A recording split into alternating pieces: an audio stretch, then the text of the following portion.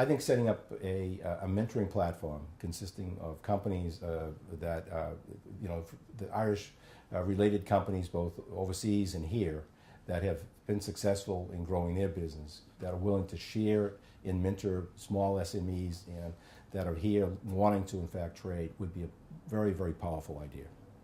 It's something that's direct, it's simple, it could create a trusted environment in which people can in fact learn from each other, and I think that is something that would make a great deal of sense. I also think there's enough goodwill around the world, in the States in particular, about trying to be helpful in growing businesses in Ireland and helping them trade, that is a phenomenal wellspring of support, and why not take advantage of it? I think it would work well. Entrepreneurship is critical, and the world is moving on very, very rapidly, and it's interesting. I mean, there are studies that we've been involved with, working with Boston University, where companies are born global when in fact we used to think they were born domestically. But there are many, many companies now that from their origin, from the beginning, only see themselves as global companies. Not only as international, but globally international.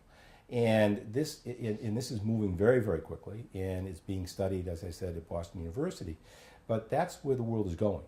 And the fact is, you need to have an entrepreneurial spirit.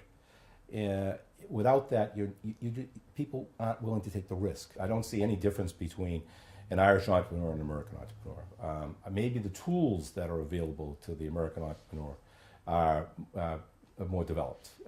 And what I mean by that is simply that the venture capital markets in the U.S., I think, still a bit more developed than the ones here in Ireland, but the Irish venture capital world is catching up very, very quickly. But maybe that's the only difference. And so how to avail, the availability of seed capital and venture capital money to support new ideas, I think, is something that it's difficult to find in the United States, and maybe a bit more difficult to find in Ireland. But that's a gap that has to be filled. But when that's filled, quite frankly, there's no difference in attitude. There's certainly there's no absence of ideas in Ireland, about good ideas that people think can be brought forward as good commercial ideas and create new businesses.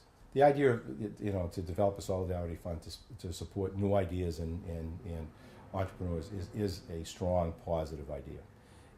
It's one of these things where, quite frankly, if you're successful in doing it, and I hope you are successful in organizing it, and I'll do whatever I can to be helpful, it could provide critical funding at critical point in time to create new business. The hardest money to get to support an idea is the early money.